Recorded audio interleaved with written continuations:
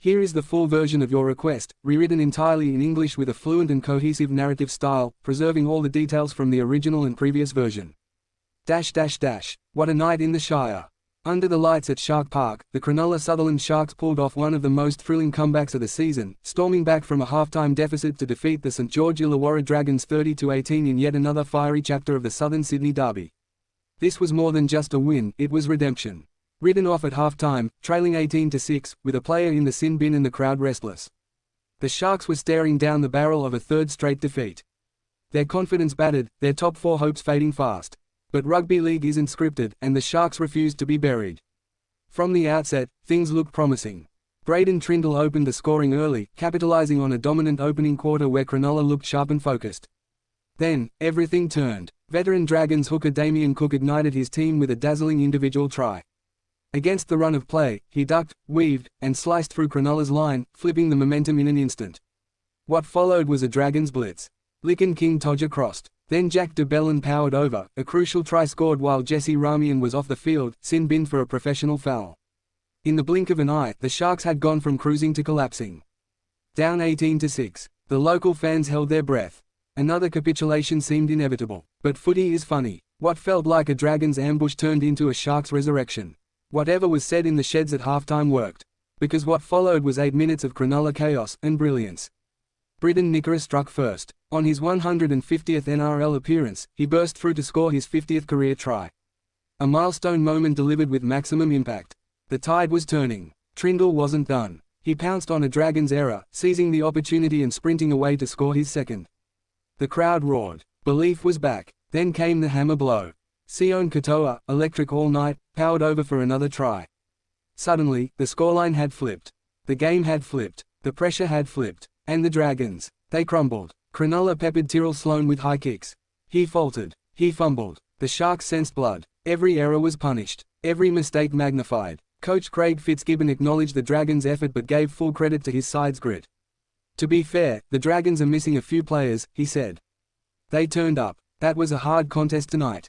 But effort wasn't enough. Not against a Sharks side with a decade-long dominance in this derby. 10 straight wins now for Cronulla over their neighbours. It was old-fashioned, grind it out, pressure rugby league. The Sharks didn't blow the Dragons away with flair, they outworked them. Outlasted them. Outthought them. Blake Brayley kept the tempo high, probing from dummy half with clever runs. Nicho Hynes, though a little off his usual best, nailed a key penalty late to push the lead out to 6. But it was Katoa's second try that sealed it. In the dying moments, King Todger chipped ahead in desperation. Katoa, out of nowhere, slid in, picked up the ball clean, and raced 60 meters in the other direction to score. A moment of magic that put the exclamation point on an unforgettable fightback.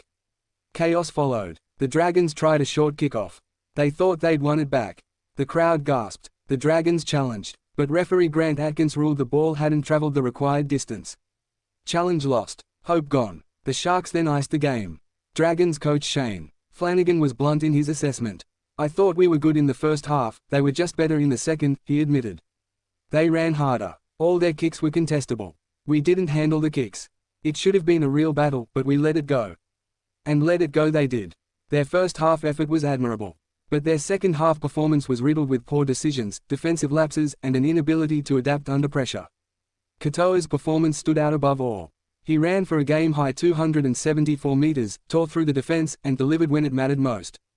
Nikora's leadership and physicality were also vital. His post-game message said it all. Pressure was on us, he told ABC Sport. It's been on us for a couple of weeks now, and the only way to get through it is walk towards it.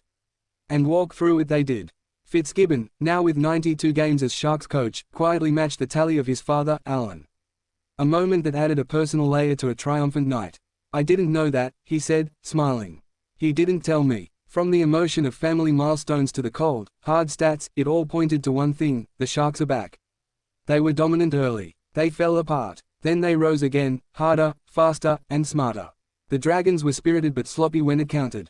Cronulla's 10th straight win over St George Illawarra was built not just on skill, but resilience, the kind you need when your season is on the ropes and the home crowd is waiting to turn on you. Tonight, the Shire celebrated. The derby remains theirs. The pressure, embraced. The momentum, seized. And in the end, the final whistle blew on another classic. Cronulla 30, Dragons 18. Game over. Statement made.